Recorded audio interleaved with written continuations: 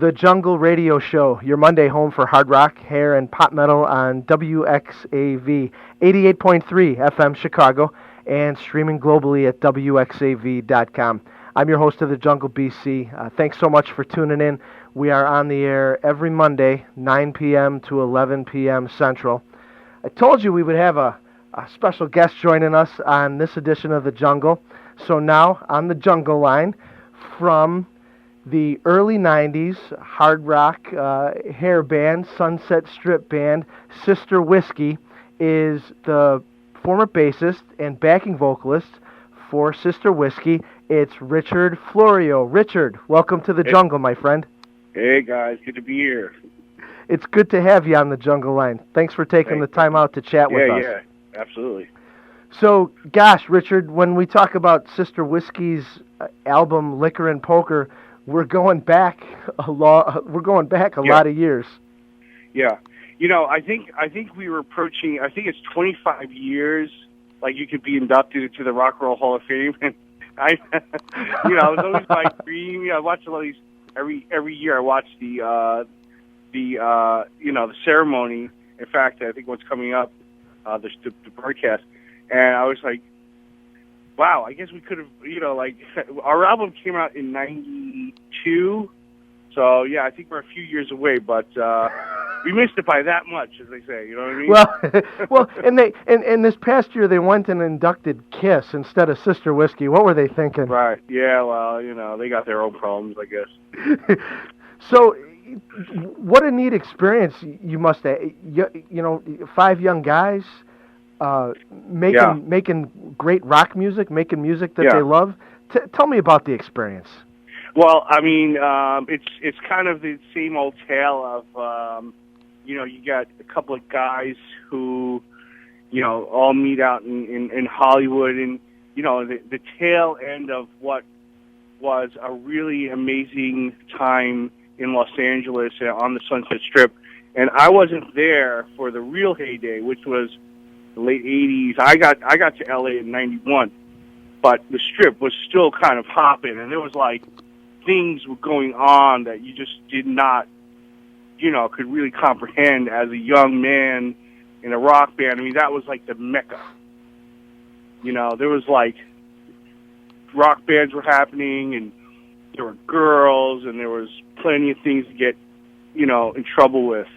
Sure. And it was all happening right there. And so when you arrived on the scene, and by the way, we're talking with Richard Florio, who was the bassist and backing vocalist for the early 90s Sunset Strip band Sister Whiskey. And Richard, so when you arrived on that scene in 1991, as you say, that was about the time that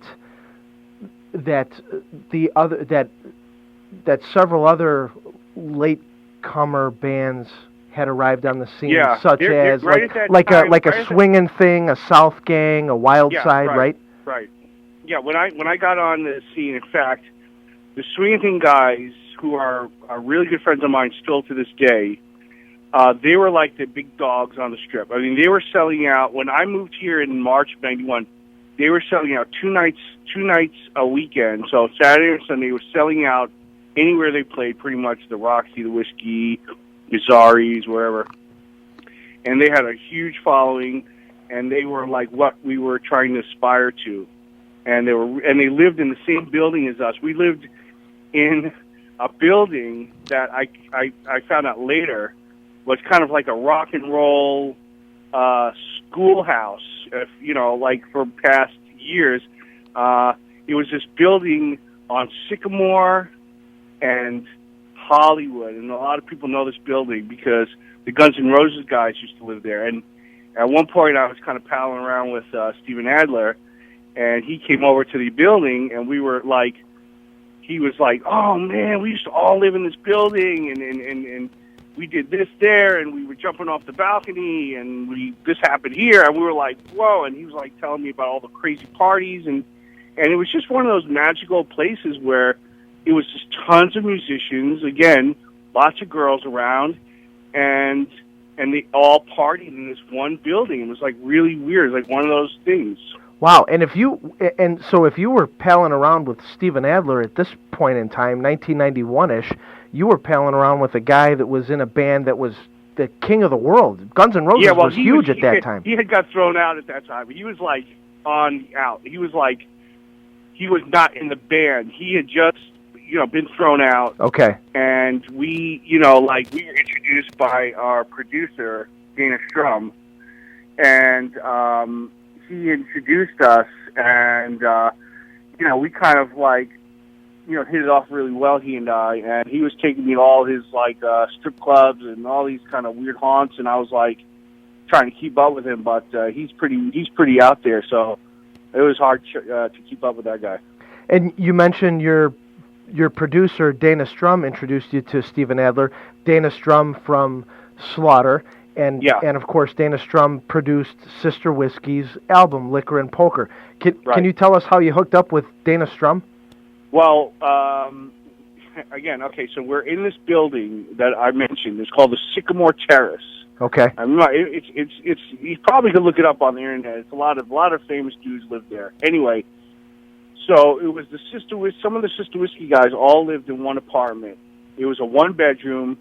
I mean, literally, there was 3 girls living in the bedroom, and it was me, Dennis, the singer, a couple of the roadie guys living in the living room, and in fact, Dennis lived in the closet, and which we called the name of the apartment. The number of the apartment was 114, and we called it 114 and a half. And he had a setup in the closet where he slept and everything. It was kind of wild. Oh, sure. Put the lead singer in the closet. Girl, one of the roommates was a big, fan of Slaughter's, and she would call the Slaughter line and say, my roommates are in a band, and they're tearing up the strip, and there's a big buzz going on about them, and they have great music. They're unlike, we didn't really consider ourselves a hair band. I mean, I know we had long hair, but there was a lot of glam stuff going on the strip that in that time, and we were trying to pose ourselves a little bit differently than that. We were trying to be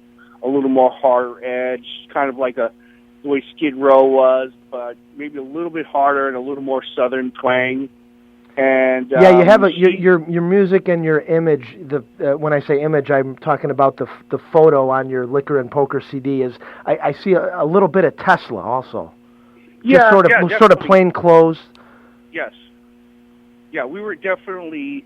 I mean, the popular thing at the time was because Poison was still kind of riding high, and there was definitely a glam, especially in Hollywood, because, there was all these bands that got signed, and they all got signed with this kind of look, and everybody was jumping on that, on that thing. It was sure. There was lots of guys with goofy hair and makeup, and we didn't, subscribe to that, but that doesn't mean that, every guy was doing the same thing. They were just trying to, live a rock star life, meet girls and party, and, part of the reason why that music scene died was because nobody was really paying attention to the songs, but, we're not going to get into that right now, but, that was the main thing. You look good, you got a band, and you're golden. Mm-hmm. So, this girl that lived with us, her name was Angie, and she called Dana on a Slaughter fan line, and he called her. I guess he called the fans, you know what I mean? I guess he was keeping track of his female fans, I suppose. And he actually came down to a sound check that we did at the Troubadour in West Hollywood before a show, and he said, "Wow, you guys are really great. Let's do something. Let's go into production. Let's do a pre-production deal right now." Sitting there in the back room of the Troubadour, and he's like, "Tomorrow we'll put you in a proper studio, and let's see what you guys got, and let's ask through your songs." And the next day we were in a rehearsal studio, and Motley Crue was right next to us. I was listening to Nikki Sixx and Tommy Lee talk to each other, and I'm some dude from this Sycamore Terrace, and the day before. I mean, it's kind of surreal that things were happening like this. Sure. And it was really amazing. Sure. We're talking with Richard Florio, who was in the band, who was the bassist for the band Sister Whiskey, which released an album called Liquor and Poker in 1992, 1993. So So Dana Strum goes to see your band perform at the Troubadour, and Right. and talks you it makes a verbal you make an arrangement to start working together the next day, and I'm sure you guys, from your perspective, it was, hey, no, absolutely no questions asked, this is Dana Strum, for crying out loud, we're Well, down I with mean, this, we're in. he had, his band was still very popular, and he had, been working. We knew of him even before Slaughter, because I knew about his working with Ozzy during the first, Ozzy record. He was the bass player that was replaced by Bob Daisley, but he worked with Ozzy on the first record, and I knew about that because he also mentioned that he introduced Randy Rhoads to Ozzy because he knew Randy Rhoads through Quiet Riot and all that. And so I was really fascinated by all his stories, and like when you're that close to your idols, even in a third party thing, it's pretty amazing. Yeah, absolutely.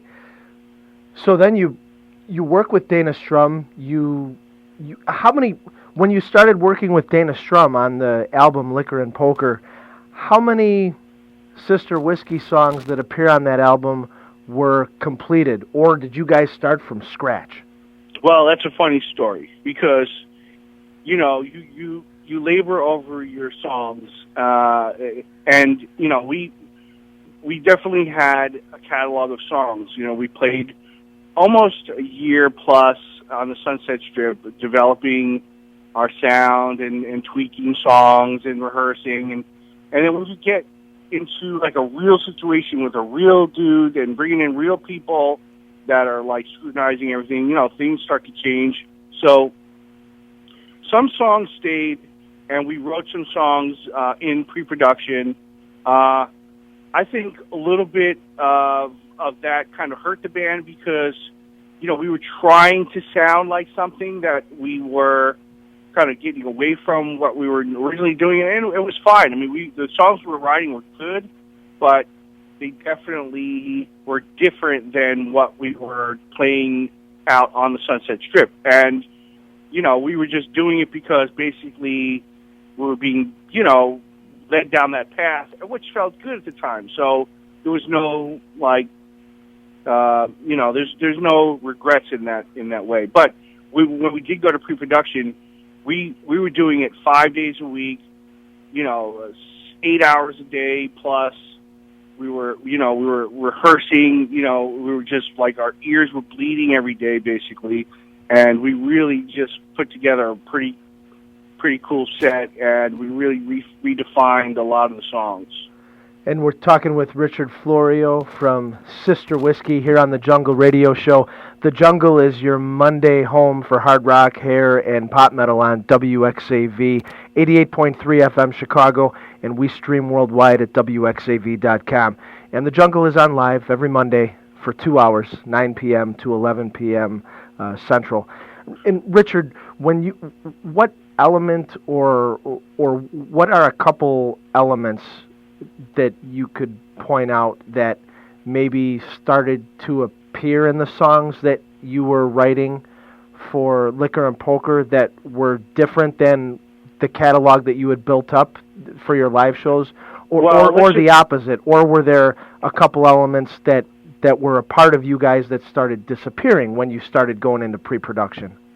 Yeah, I think there was a sense of like what is popular. I wouldn't even say like what's popular and let's write something popular, because at that time, I mean literally at that time, Nirvana's Nevermind was playing out a lot. And not that we wanted to play that music, because we knew that we weren't that kind of band, and there were other bands that were previously like kind of a grungy, a glammy kind of band, and now they were like wearing flannels and cut off jeans, and we were like, well, we don't want to do that.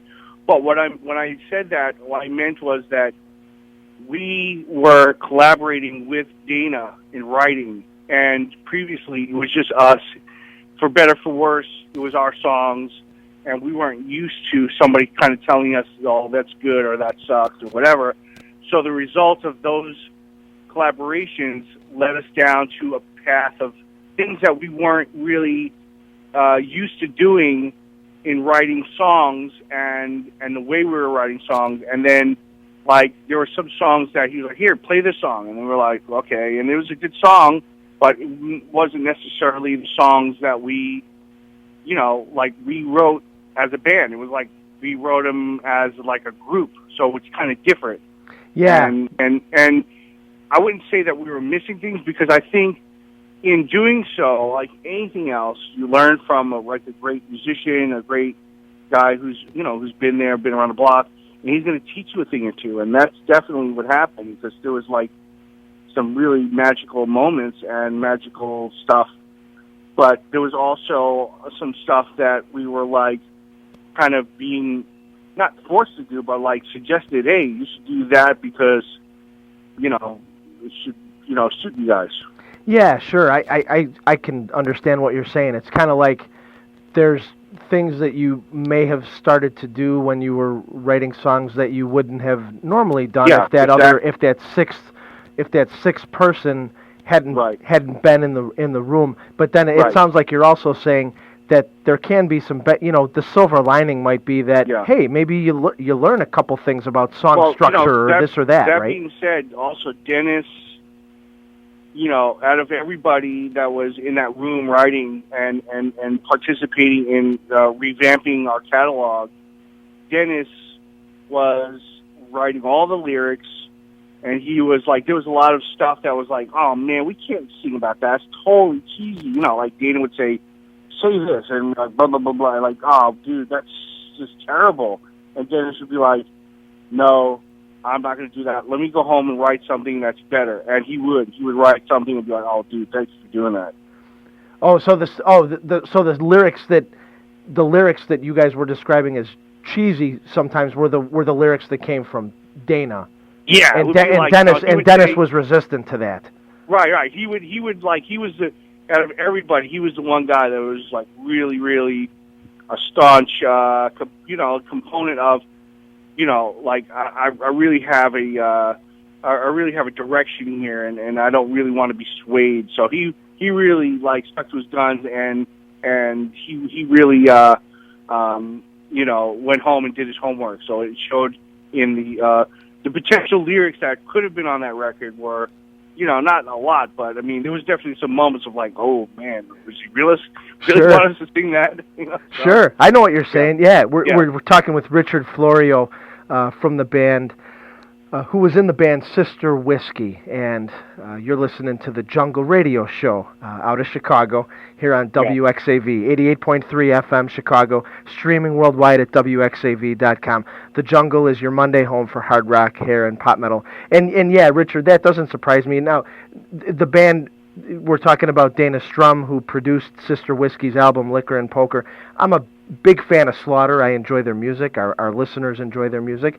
But I can see what you're saying. Some of their, when I think about the Slaughter songs, some of the lyrics, for better or for worse, are pedestrian, are pedestrian, so to speak. Like, open the door, put me on the floor, simple stuff. Yeah, but you know what? Listen, I think all that stuff has a place. I mean, Paul McCartney wrote "Someone's Knocking on the Door." You know what I mean? Yeah. Somebody was ringing the bell. But, I mean, listen, it's done in the right way, anything could be great. And I'm not putting down his lyric or whatever. I'm just saying that, there's definitely a line in the sand that, you have a comfort zone to. And, he and the guys from Slaughter had a way of doing it, and they were very successful, and it worked, and, it's fine. And I was just mentioning that Dennis really, he stuck to his guns a lot, and it really showed, in the lyrics. I really like what he did on that record. Yeah, and that's an admirable stance to take, and I'm glad that's a nice segue when you talk about the lyrics on the album. That's a nice segue into the fact that I'd like to talk with you about the Sister Whiskey album, Liquor and Poker, a little bit more specifically, because It's a great rock. It has a nice bluesy feel to it. It's a good rock album. After the album was released, Richard, then when Sister Whiskey went out on the road to support the album, what when you look back on your Sister Whiskey experience, you have the history of the live shows and the live shows that you did to support the album, and you also have the history of the album itself and how it sold and how it was received by fans. How did that work out? How did that play out? Why did things happen the way they did? Well, I mean, this is a very long and detailed story, which I will not bore you or anybody listening to this with. But I can tell you this: when we started with Dana, he opened the door to a lot of amazing people and a lot of amazing situations. We were an unsigned band, and we were in a bidding war with some major labels and major people. Jimmy Iovine from Interscope Records and Madonna's record company, Maverick, and a bunch of record companies started to come down and sniff around our door. And a couple companies flew us around, and we were like really amazed about what Dana was doing with not only the music, but just in making things happen. And in turn, like I knew that he would be benefiting because he was going to produce our record, and we got a big fat advancement on the record to make a record. And we went with Warner Brothers with Rob Cavallo, and Rob Cavallo was the producer on the Green Day and Dookie. I mean, he went on to amazing things. I can't list all of his accomplishments, but Rob Cavallo was the A&R man on our record, and his dad was our manager. And we had a great team. We were all ready to go. After the record was done, we were all ready to go, and that's when things started to kind of fall apart. We were just it didn't work out because there was a lot of internal fighting in the band, and we started to try to put together like a small tour. We went out and played some dates, and the music was suffering because we were not, we weren't working as hard as we should have been. And, there was a lot of stuff that wasn't happening as fast as we thought it should be happening. And we got a lot of assurances from the record company saying that, if you have any problems, our door's always open. And then when, there is a problem, that door is not necessarily open as you think it would be. So, once the band had finished the record, which was a great experience too, because Dana had a great, guys come down and help us, with like Kenny Aronoff, who played with John Cougar. He had the singer from Deep Purple come down. It was like all these really cool guys, and it was such a great experience to record that record. We were in the studio for a couple of months. It was just a really fun time. And then once we were done with the record, things went kind of south. We're talking with Richard Florio from the band Sister Whiskey. So the album Liquor and Poker from the band Sister Whiskey was released in 1992, late 1992, early 1993. And Richard, we know that the album did not go platinum or gold for that matter. Right. But what you did, and as far as you and your bandmates and Sister Whiskey were able to take it, is something to be proud of, and you were able to take things further than most bands are. So that's something that you have to be able to look back on fondly, right? We definitely, I'm very proud of the record. It reminds me of a time when, we were like, it was a lot of work, and it was a lot of heartache when things went south, but we had so much fun. I can't tell you all the fun that we had because it's not that kind of show. But, I can tell you that we have so many friends from that time that still, play music, and music's always a part of your life. And, I still play, I compose music, not full time, but I still have music in my life. I always will. And it was a really great time. And that record really kind of, really marks that for me, because every time I get nostalgic, I'll put it on. I still hear from some fans, and they always ask me about if we're going to play together, and the answer is no, because most of the guys are not in the same area or not talking to each other. So. Oh, come on! Oh, that's too bad. Yeah. It's something I wanted to ask you about. My bubble just burst. Yeah. Well, we tried to. A few years ago, you got everybody in the same room, which, we're not talking about the Stones here. We're talking about like a strip band from, early 90s. So sure, yeah, but that's an accomplishment in itself. You're right. It was an accomplishment.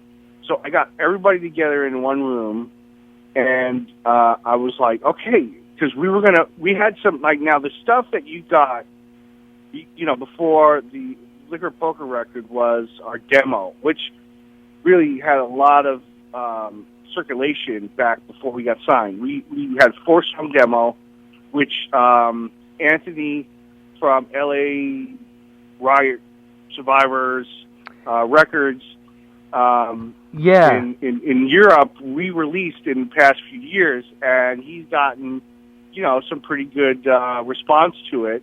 And we had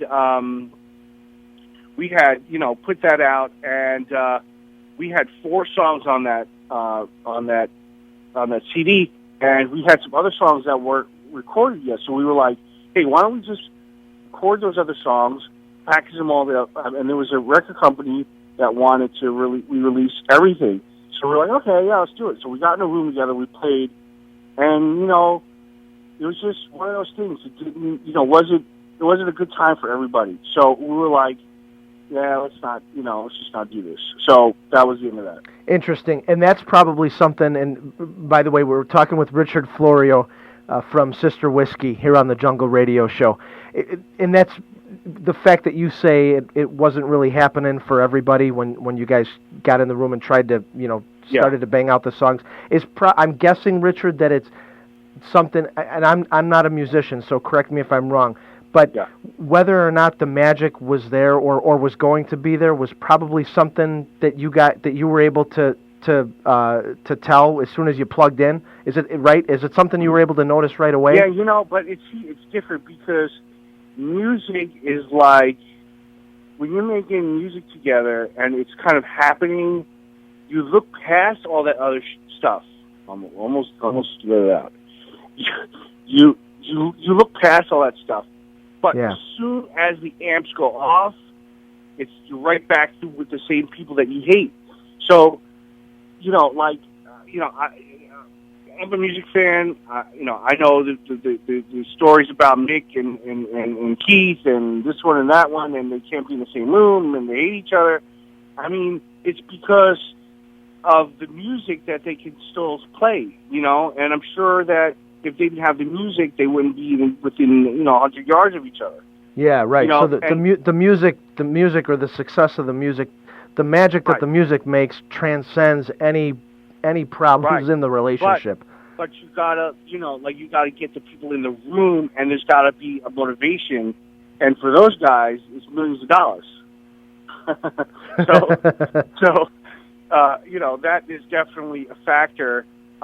And with us, it was just like a good time, and a little nostalgic. Walk down the path, and kind of have those old feelings with the guys. And we had a lot of friends here in LA, and the people that moved away, and they were all like, "Oh, if you guys put a show together, we'll all come in," and blah blah blah. And every year they have you have kind of a '90s strip concert at the Roxy. That Blackboard Jungle puts on, and my friends from Swinging King, they do it they've been doing it the past couple of years, and it's really, I've only been there once, and it's a fun thing, to do, and I said, if we get a we get it together, we'll go play that and do some other stuff. And we were in the room for like a couple of hours, and it just wasn't happening. So we're like, let's not kid ourselves. So, Richard, you mentioned L.A. Riot Survivor Records a few minutes ago, and that's. I'm glad that you mentioned that, because that's something else that I wanted to ask you about. That L.A. Riot Survivor Records is a label that released those demos, those 4 Sister Whiskey songs that were, and I'm learning here. Tell me if I'm wrong, but the 4 recorded songs on this re-release were Sister Whiskey demo songs that did not appear on those songs were completed before the release of 1992's Liquor and Poker, but they did not appear on the Liquor and Poker album. Do I have that straight? Yeah, that was like, as I don't know how much you guys really know about the Strip, or read about it or whatever. I mean, basically it went like this. When I moved to LA, I was 21. I got here. First thing that happened to me, you start meeting girls. You're on the Strip, you're with the other bands, you start meeting girls. All of a sudden, they go, like, the first experience I had was like this girl saying to me, "Hey, I want to come over. You need anything?" Like, okay, yeah. What do you mean? Like, you go, "Oh, you need some cigarettes or something?" Like, okay, yeah, bring me some cigarettes. Well, you need anything else? I don't know.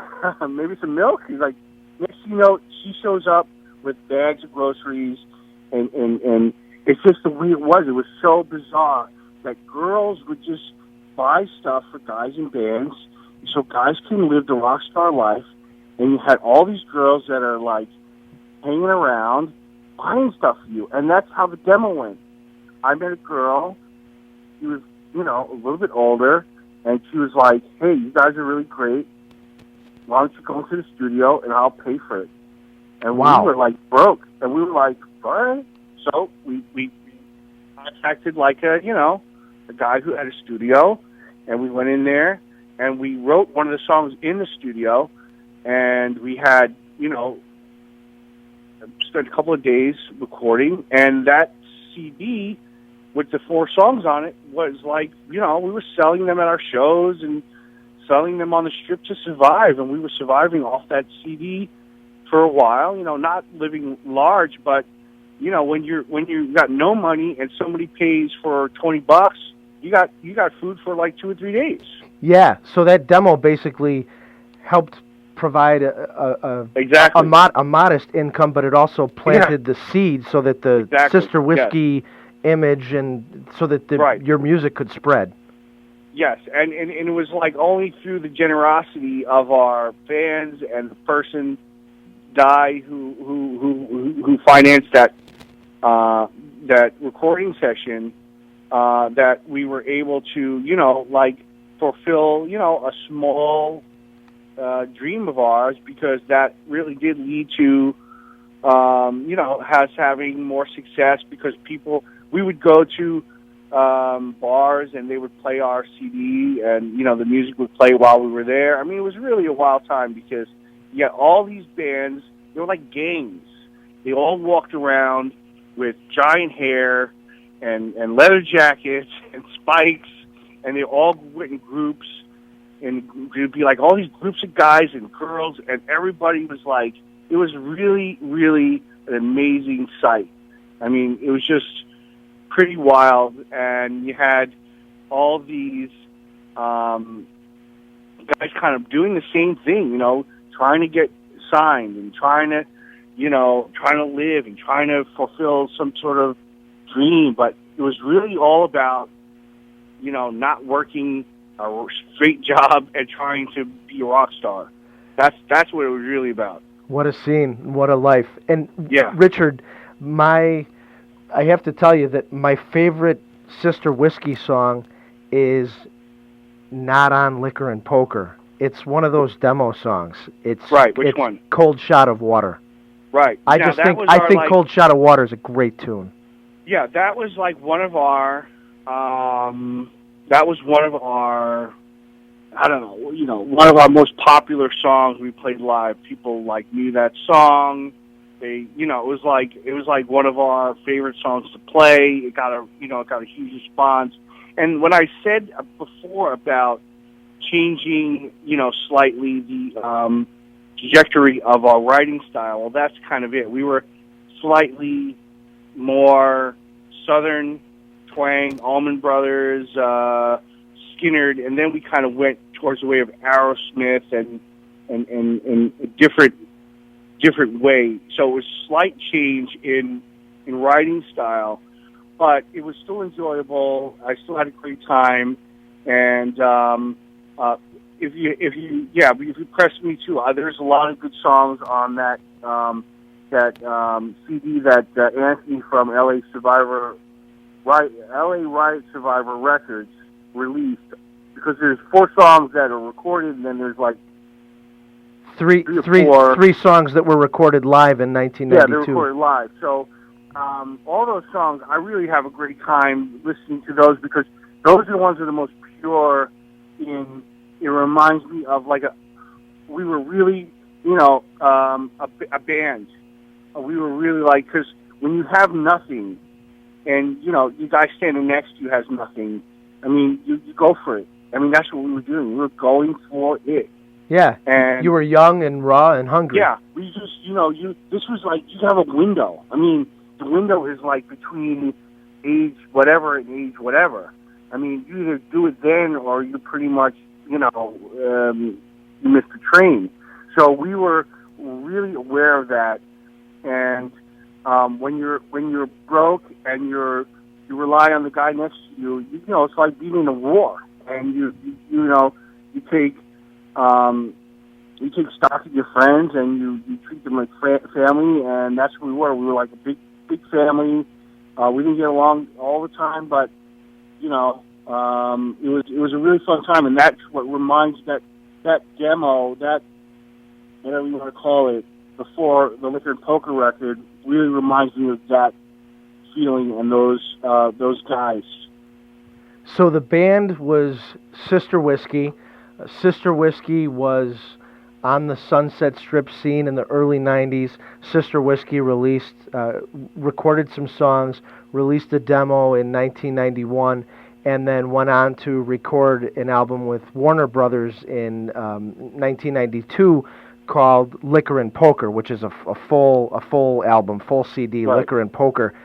And we're talking with Richard Florio, who was the bassist and one of the backing vocalists for Sister Whiskey. Richard Florio has been kind enough to join us on the Jungle Line here on the Jungle Radio Show, which is your Monday home for hard rock, hair, and pop metal.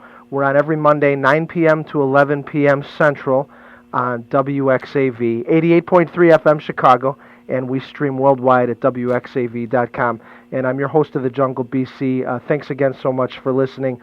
Richard, it was a real pleasure talking with you. One other question I have for you before we let you go is, so LA Riot Survivor Records re-released the 4 demo songs from Sister Whiskey on a CD not too long ago. And so right. On this CD, in addition to the 4 demo songs, there are 3 Sister Whiskey songs that are from a 1992 live performance. So and it really sounds good.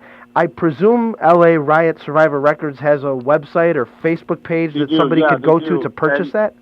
Absolutely. If you just look up LA Riot Survivor is because this guy Anthony, who's a great guy, he's a friend of the band. He lived with us in that building I was mentioning earlier. He went through all this. He came to every one of our shows. He moved, he's from Italy. He moved back to Italy, and he was such a fan that when he put together this record company, he insisted on re-releasing those songs. So anybody that wants that CD can go to LARiotSurvivorRecords.com, and it'll be on there somewhere.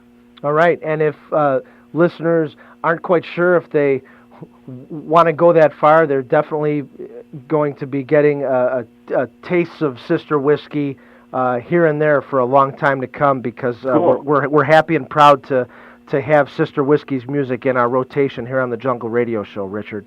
Awesome, man. That's great. I really appreciate you talking to me. Yeah, it's great. Yeah, you're welcome, and thanks for talking with me.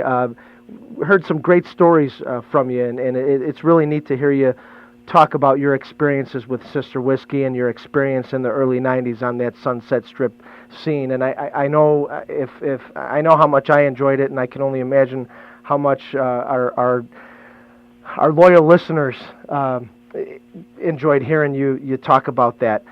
So, Richard, again, thanks for your time. Before we let you go, is there anything that you wish I would have asked you about that I didn't, or anything else you'd like to say? I think we covered it. I mean, I think it was, without being specific and, kind of talking generally, I mean, that's pretty much I mean, it's a long story, and there's lots of stuff, there's so much to it, and, it's funny about that time because, since then, a lot of time has passed and so much has happened, and you don't remember it as much as you do those, like, 2 or 3 years that was going on, because it was like all this really great stuff was packed in those years, and it felt like, a million years, because it was like new every day was something new, and it's just so fresh in my mind for some reason that I could go on forever, but that doesn't make for interesting radio, unless I was telling the dirty details. Well, it was a pleasure talking with you.